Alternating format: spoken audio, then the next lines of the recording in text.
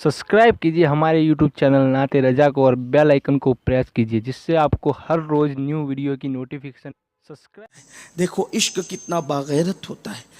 एक सहाबी है, उनका नाम साद है रदी अल्लाह तबारक व तआला अन, लेकिन रंग उनका पक्का है।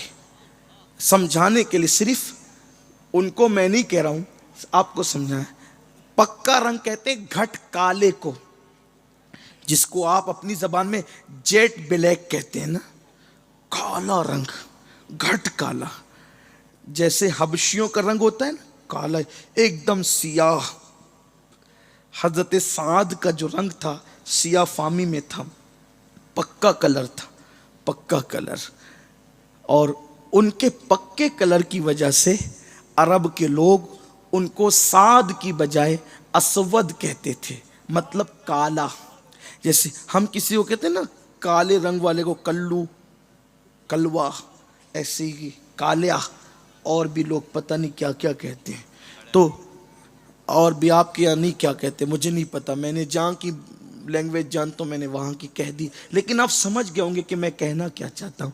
तो साद का रंग इतना पक्का था कि उनको असवद कहा जाता। क्या कहा जाता? असवद कहा जाता था, असवद। और असवद, होठ मोटे मोटे, दांत बड़े बड़े, लेकिन थे बड़े जसीम, भारी भरकम जिस्म के इंसान, बहुत मजबूत जिस्म के थे।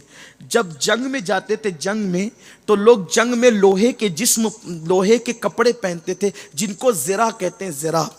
और ये इनका हाल ये था कि ये ज़रा पहनना तो दूर की बात, इतने बहादुर थे कि ये कुर्ता भी उतार देते थे और तहबंद पहनकर दुश्मन से जंग करते थे। ये मेरे नबी, याद रखना, इश्क ना हो तो इंसान बुज़दिल होता है, और इश्क इंसान को ताकतवर बना देता है। क्यों? इसलिए कि ताकत दिल की ताकत है।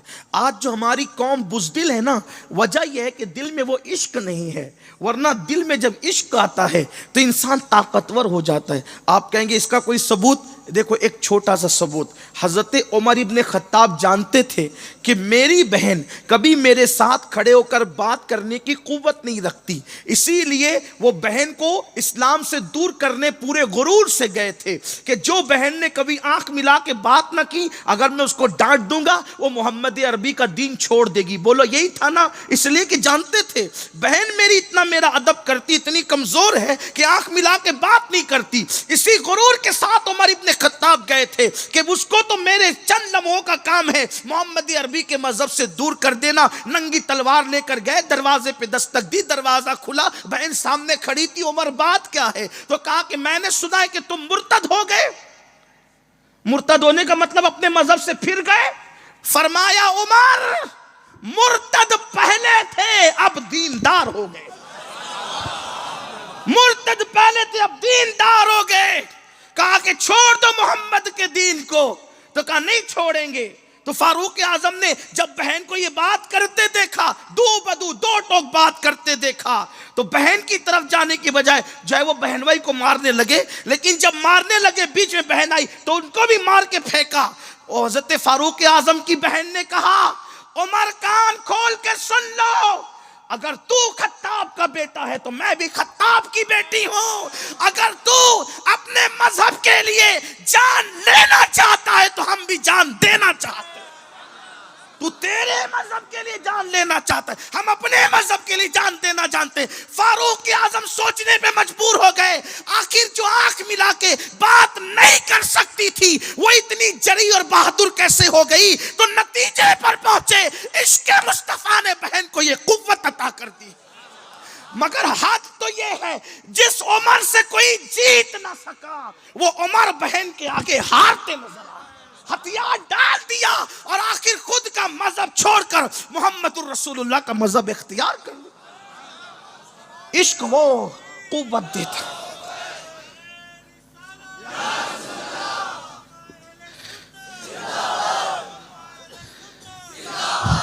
अब पता चला इश्क इतना ताकतवर है जो उमर जैसे को हरा देता है। इश्क इतना ताकतवर है जो उमर और एक बार अहले इश्क के सामने हार कर, एक बार अहले इश्क के सामने हार के जब वो खुद इश्क वाले बन गए, फिर जिंदगी में उमर اور کبھی نہیں ہارے بلکہ کیسر و کسریٰ کے تاجدار بنا دیے گئے. یہ ہے عشق. عشق کی منزلیں یہ ہے، لیکن آسان نہیں ہے نا عشق. اور جو میں نے بات کہی ہے نا ہارنے کی، کوئی اس کو دوسرا رنگ نہ دے، یہ ایمان لانے سے پہلے کی بات ہے. اور یہی ہار فاروق اعظم کے لیے جیت کا ذریعہ بن گئی. عشق یہ ہے نا، عشق کی منزل یہ ہے، عشق کا مقام یہ ہے. لیکن ہم نے تو ہیروں سے کیا، گانوں سے کیا، گناہ سے کیا. تو وہ اسود حضور کے صحابی تھے، بڑے بڑے دانت، موٹے موٹے ہونٹ، اور اتنے طاقتور تھے، مگر حضور ان سے بہت پیار کرتے اور وہ بھی حضور سے بہت پیار کرتے. ہمارے لیے بڑی بات یہی ہے کہ قدرت نے ہمیں وہ نبی دیا ہے جو ہمیں اتنا پیار کرتا ہے، کوئی کسی سے اتنا پیار نہیں کر سکتا. ہمیں یقین ہے ہماری ماں ہم سے جتنا پیار کرتی ہے اس سے کروڑوں درجہ زیادہ ہمارے نبی ہم سے پیار کرتے. لیکن ہم نے کبھی اس کو محسوس نہیں کیا. کتنی ظالم ہے وہ قوم، ہر پیار کرنے والے کی پیار کی قدر کی، آمنہ کے لال کی ہم نے کوئی قدر نہ کی. جس نے پوری پوری رات ہمارے لیے مغفرت کی دعائیں کی، جو خدا کو دیکھ کر بھی ہمیں نہ بھولا.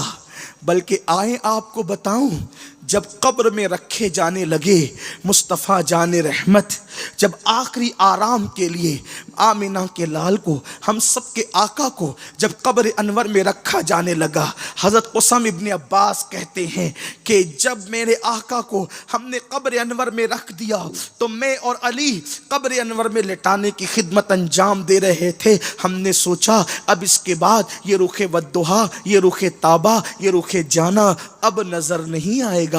تو چلتے چلتے مٹی قبر کی زینت بنانے سے پہلے، مٹی کو قبر کی زینت بنانے سے پہلے ایک بار کفن ہٹا کر حضور کو دیکھ تو لیں، اس رخ ودھا کو تو دیکھ لیں. کہتے ہیں کہ جب کفن مبارک چہرے سے ہٹا تو حضور کے لبہائے مبارک ابھی بھی جنبش کر رہے تھے اور ہل رہے تھے. ہم نے سوچا اب حضور سے ہماری ظاہری آخری ملاقات ہے. اب حضور قبر انور میں کیا کہنا چاہتے ہیں اور کیا کہہ رہے ہیں.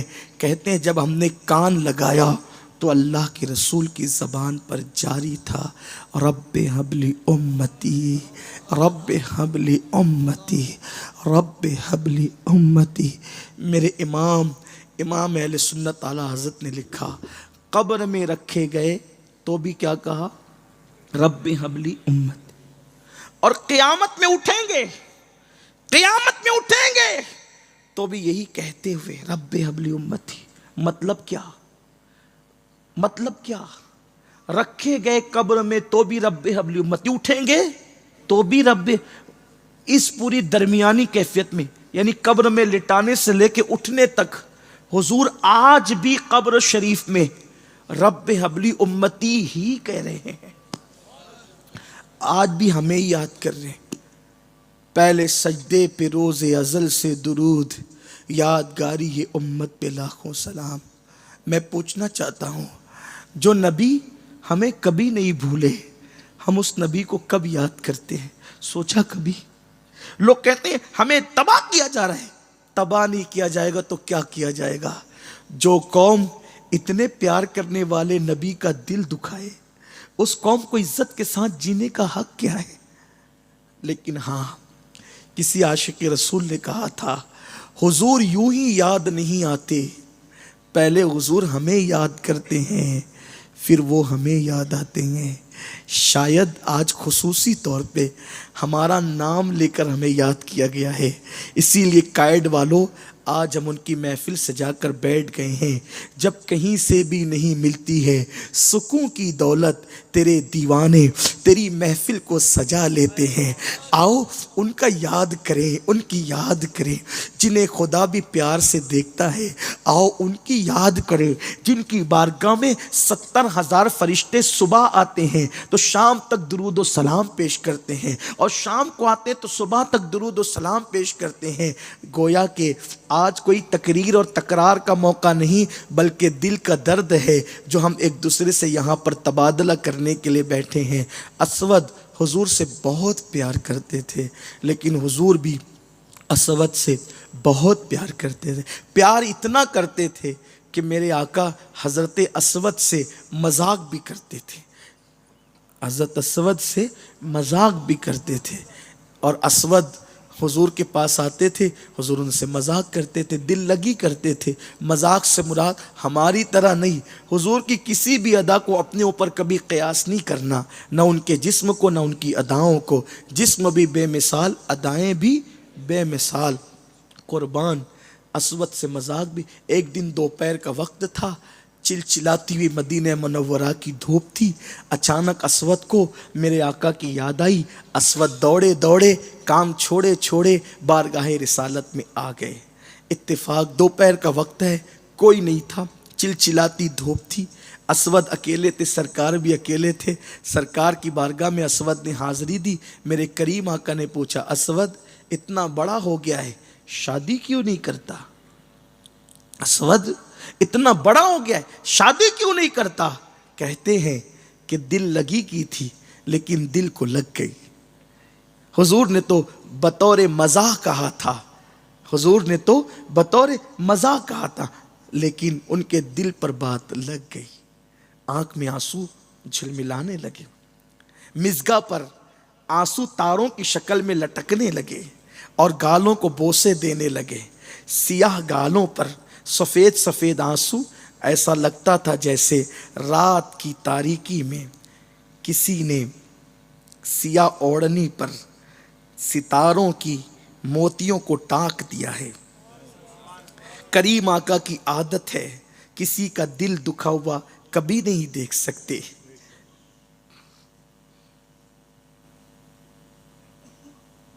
سرے بالی انہیں رحمت کی ادا لائی ہے, حال بگڑا ہے تو بیمار کی بن آئی ہے.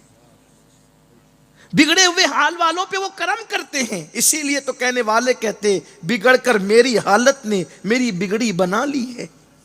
حالات بگڑتے ہیں ان کا کرم ہوتا ہے, کیونکہ وہ کسی کو مصیبت میں دیکھ نہیں سکتے, وہ کسی کو بلا میں نہیں دیکھ سکتے, کیونکہ وہ دافع بلا ہے اور دافع جملہ بلا ہے. ہمارے امام نے تو کہا کہ دافع جملہ بلا, ساری بلاؤں کو دفع کرنے والے.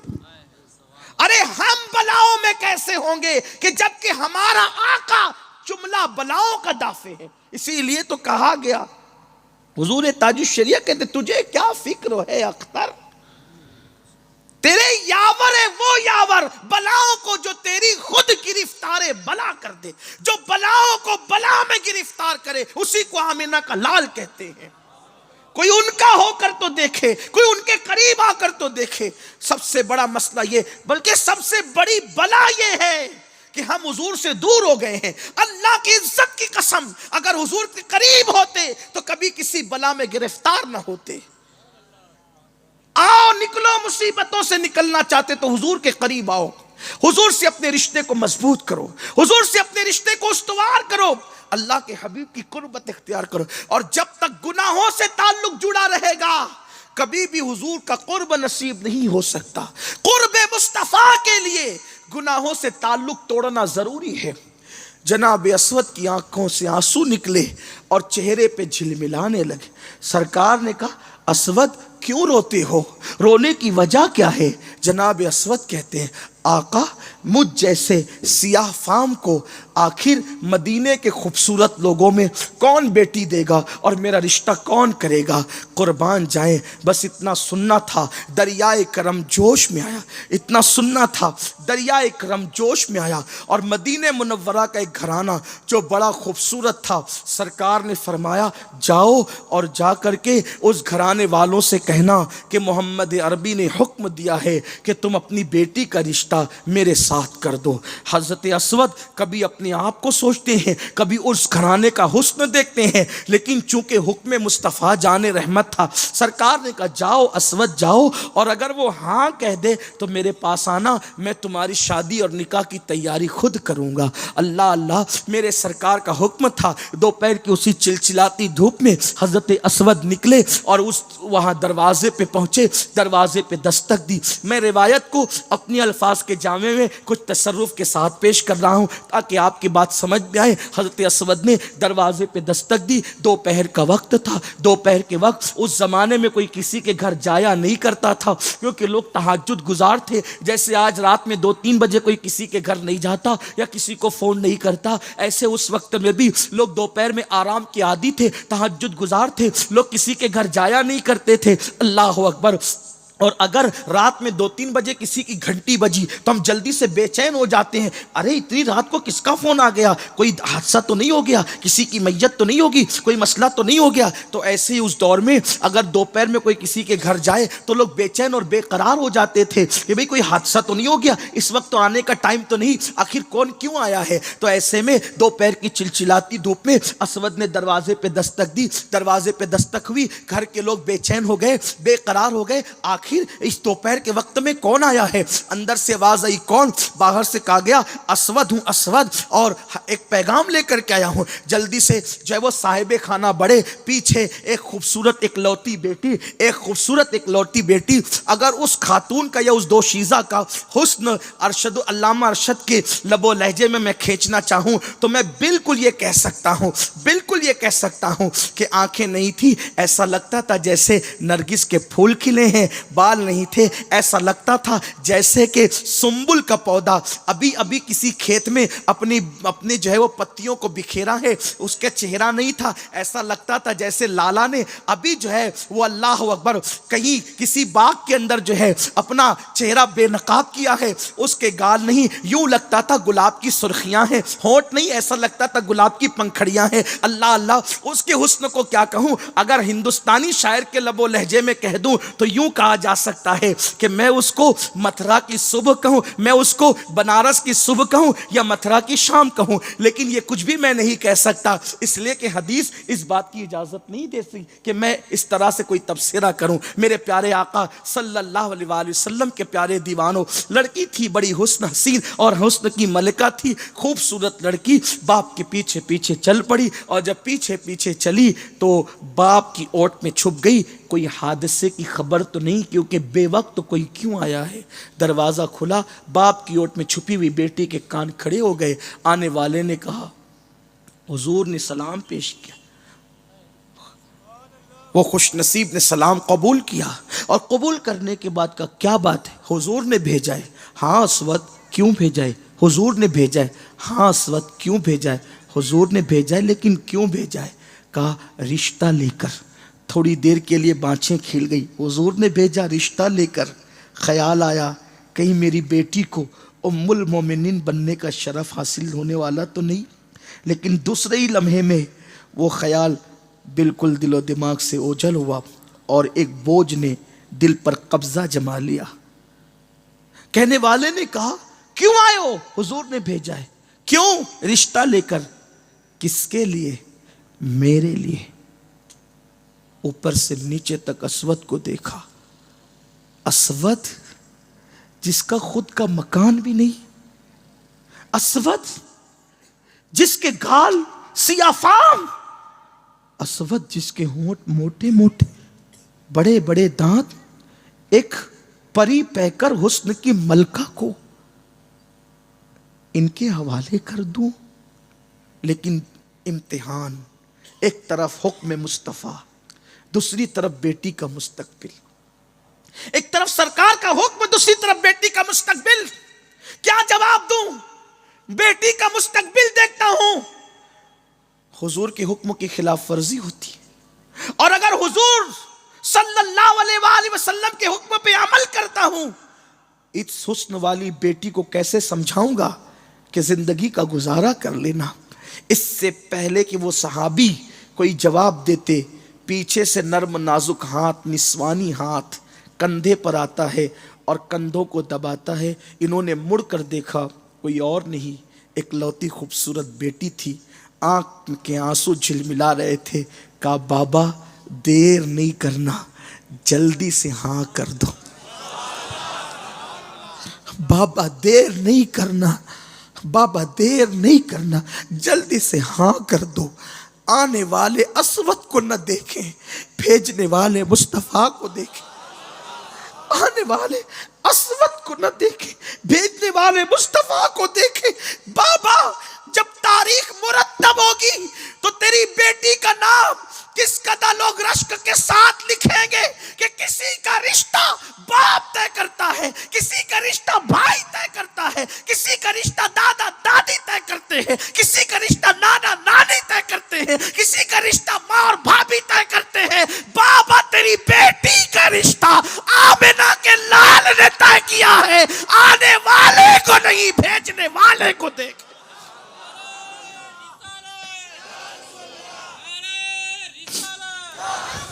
मैं उस खूबसूरत के फरमान पर अमल करने के तसव्वुर में इस सिया फाम के साथ गुजारा कर लूंगी, लेकिन आप हाँ कर दे।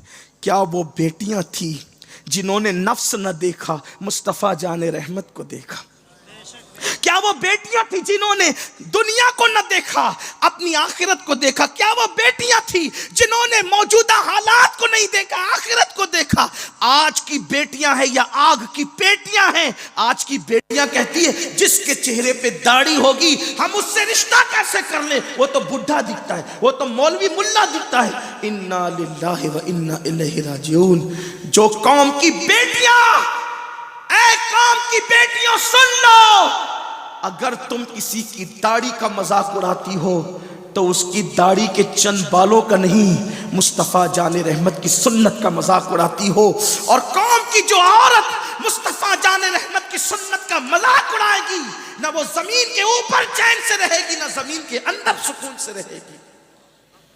आज लोग इसीलिए दाढ़ी नहीं रखते ना लड़के कि हमें बीवी अच्छी नहीं मिलेगी। लेकिन एक बात याद रखना, ये अपना तजुर्बा है मेरे अजीज, गरीब नवाज की सरजमीन पे कह रहा हूं, दाढ़ी वालों को हमेशा शरीफ बीबियां मिला करती, और दाढ़ी वालों की बीबियां जितनी मोहब्बत करती है ना, उतनी किसी की बीवी शायद ना कर सके।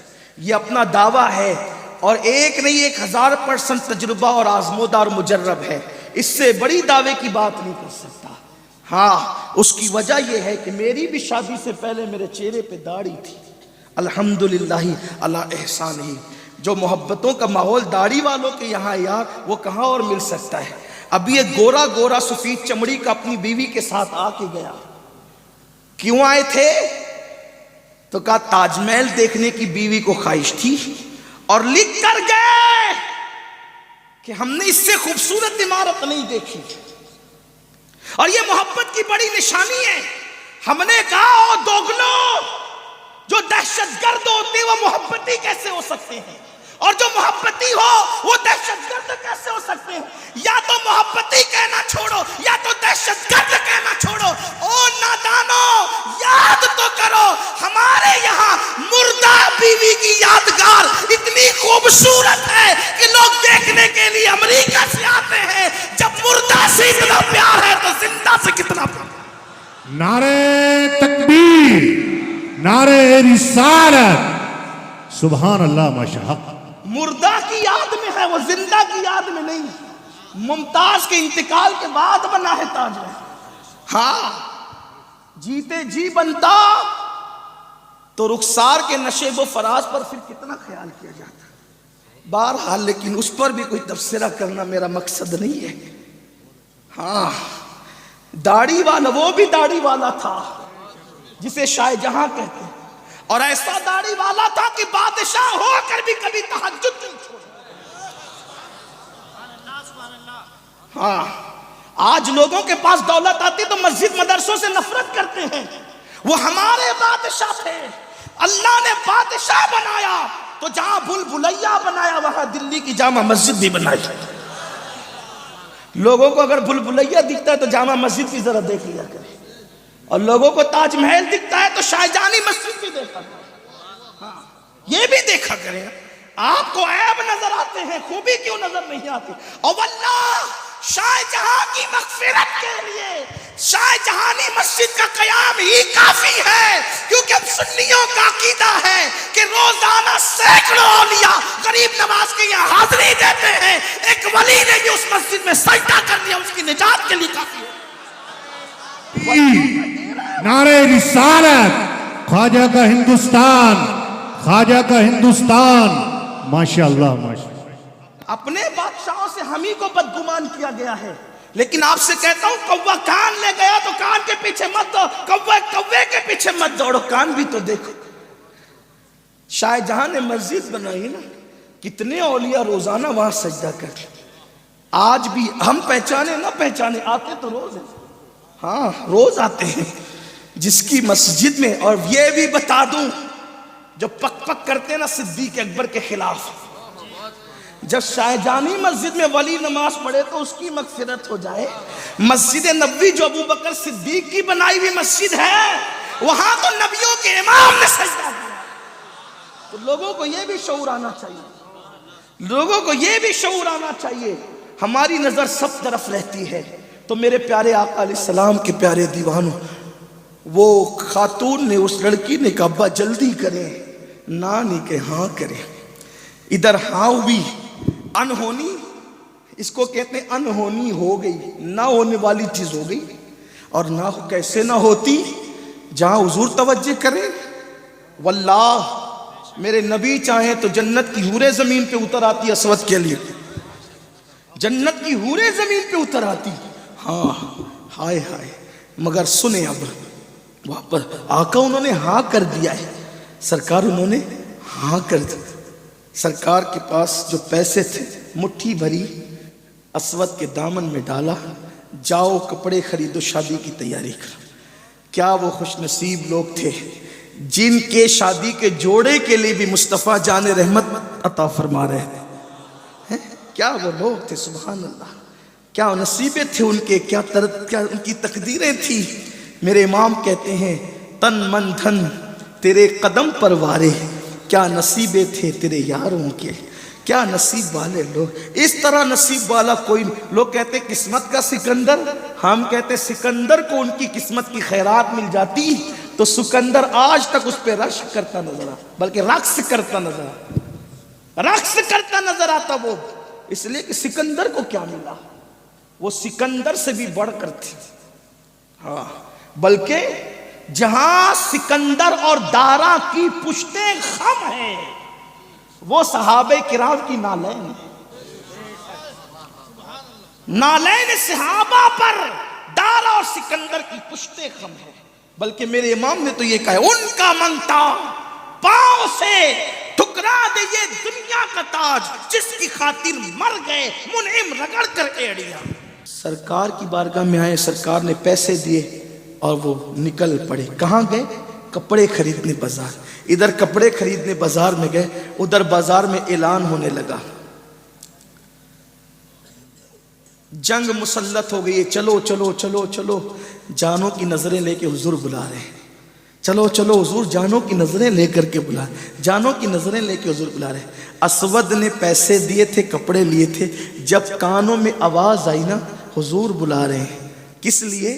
نماز کے لیے نہیں، جان قربان کرنے، جان نثاری کے لیے، گردن کٹانے کے لیے، جسم کے ٹکڑے کرانے کے لیے، جان جانا پر جان نثار کرنے کے لیے، جان کی معراج کے لیے، جان کی قیمت وصول کرنے کے لیے چلو حضور بلاتے ہیں۔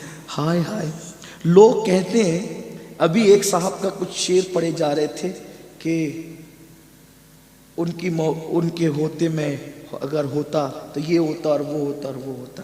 اللہ کرے کسی آدھے پاگل آدمی کے اشعار لگتے تھے، اللہ کرے وہ پورے ہو جائیں، اس کی مراد پوری ہو جائے، لیکن ہوتے نہیں تھے نا تو اچھا ہوا، حضور کے دور میں نہیں ہوئے نا تو اچھا ہوا، ہوتے تو بھی کیا کر لیتے۔ جو قوم آج حضور کے نام پہ 10 منٹ فجر کے لیے نہیں اٹھ کر آ سکتی، وہ احد میں کیا جاتی، اور نہ جاتے تو پھر انجام کیا ہوتا۔ جو تبوک میں نہ گئے ان کا کیسا بائیکاٹ ہوا، ہیں حضرت کعب بن مالک کی زندگی پڑھے نہیں پڑھا؟ بائیکاٹ ہوا، سوشل بائیکاٹ کیا، حضور نے کہا کوئی ان سے بات نہیں کرنا. یہاں تک صوفیہ نے لکھا ہے کہ جب کعب ابن مالک، ہلال ابن امیہ، ان جیسے لوگوں کا حضور نے بائیکاٹ کرنے کے لیے کہا تو وہ گھر گئے تو ان کی بکریاں بھی ان سے منہ پھیر چکی. صوفیہ کہتے ہیں بکریوں نے بھی ان کا بائیکاٹ کر دیا. بیوی گھر سے نکل رہی تھی کعب کے، پوچھا کہاں جا رہی ہو تو منہ پھیر کے کہا جب حضور نے بائیکاٹ کے لیے کہا ہے تو میں تمہارے ساتھ نہیں رہ سکتی. 10 منٹ فجر کے لیے نہیں اٹھ جاتے. احد میں کون جاتا، خندق میں کون جاتا، خیبر میں کون جاتا؟ ارے جو جانے والے تھے ان کو پیدا کیا، ہم پہ کرم کیا کہ آزمائش میں گرفتار نہ. جو داڑھی کا بوجھ نہیں اٹھا سکتے نبی کے نام پہ، وہ ہتھیار کا بوجھ اٹھا لیتے. اللہ کرے ہم پیدا ہوتے لیکن اس قابل بھی ہوتے. میں اس کا انکار نہیں کر رہا ہوں، لیکن سوچو تو صحیح. ہم باتیں بڑی بڑی کرتے ہیں، اللہ کرے ہمیں ان باتوں کی خیرات نصیب ہو. لیکن آپ کہیں گے کہ جب وہ ہونا نہیں تھا تو اس نے لکھا کیوں؟ تو اس لیے میں نے کہا وہ آدھا پاگل ہے اس لیے لکھ دیا اس نے، لیکن تھوڑی سی عقل بھی ہے. تو اس نے یہ سوچا تھا لکھنے والے نے کہ وہ ایسا ہی ہے جیسے یوسف علیہ السلام کے زمانے کی بڑھیا. یہ بات ہے اس کے ساتھ. اس کی تکلیف یہ ہے کہ وہ کچھ مولویت بھی رکھتا ہے اور کچھ تصوف بھی رکھتا ہے، اس لیے اس نے ایسا کیا ہوگا. کیا مطلب بڑھیا کا؟ بڑھیا کا مطلب یہ ہے کہ جب سب خریدنے چلے نا بڑی بڑی رقمیں لے کر، تو بڑھیا بھی چلی سود کی لٹی لے کر. یہ کہا بڑی بھی کہاں؟ کہ یوسف کو خریدنے جا رہے ہیں.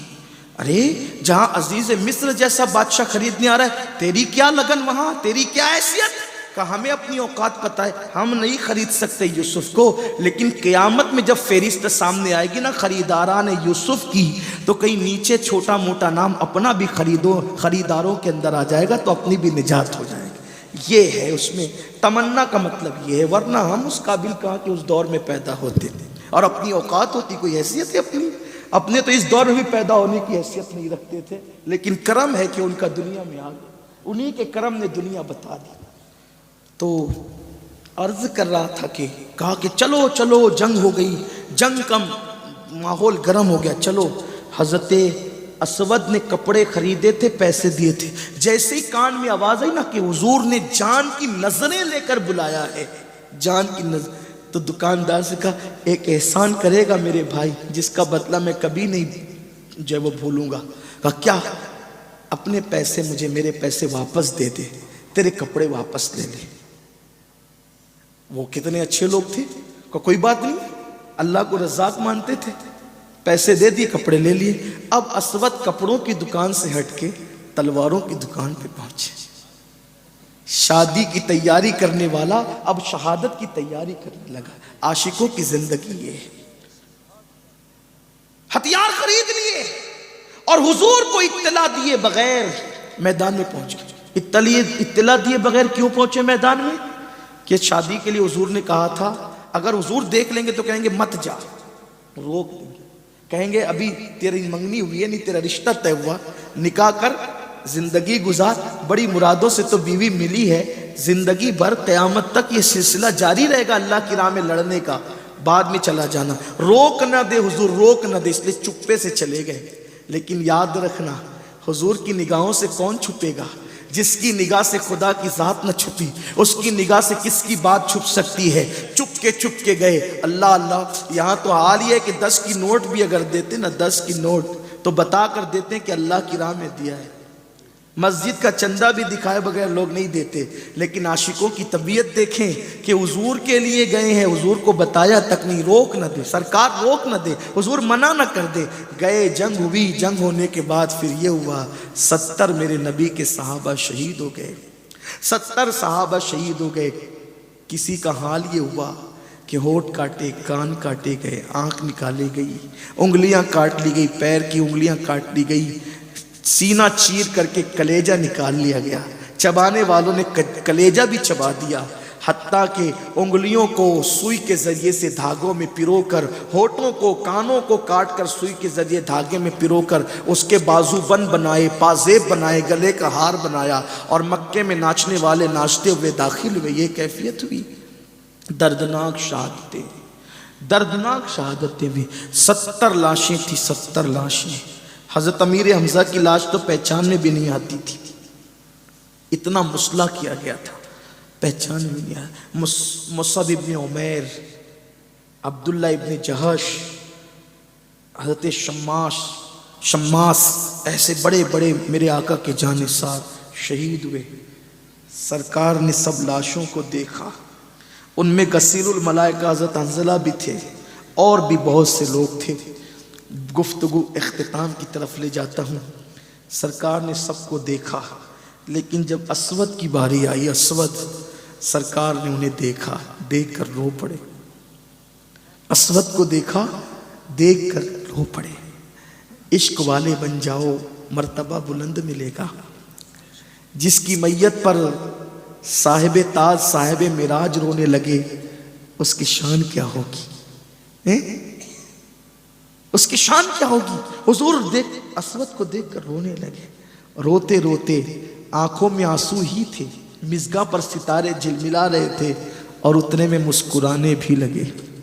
صحابہ نے پوچھا آقا رونا تو سمجھ میں آتا ہے، کیوں مسکرا رہے ہیں؟ سرکار نے فرمایا تمہیں نہیں پتا. پھر ساری داستان بتائی کہ ایک لڑکی کے ساتھ اس کا رشتہ، وہ خوبصورت لڑکی کے ساتھ میرے کہنے پہ طے ہوا تھا. شادی کی تیاری کرنے گیا تھا، جنگ کا اعلان سن کر شادی کی بجائے شہادت کی تیاری کر لی، اور میری اجازت کے بغیر آ گیا کہ کہیں میں منع نہ کر دوں، اور شہید ہو گیا. اب میں اس کو دیکھ کے اس لیے رو رہا ہوں، کتنی بڑی قربانی دی نا. خوبصورت بیوی جو بننے والی تھی، شادی کی بجائے شہادت کی تیاری کی، اس پہ رو رہا. دل کی مراد بھی پوری نہ کر سکا. اتنے جتن سے رشتہ طے کیا تھا، اس کو تکمیل تک نہ پہنچا سکا. رونے کی وجہ یہ ہے، لیکن مسکرانے کی وجہ یہ ہے کہ میری محبت میں جو اسود نے قربانی دی ہے، تب میں دیکھ رہا ہوں کہ جنت کی حوریں آپس میں جھگڑا کر رہی ہے. میں اسود کی دلہن بنوں گی، میں اسود کی دلہن بنوں گی، میں اسود کی دلہن بنوں گی.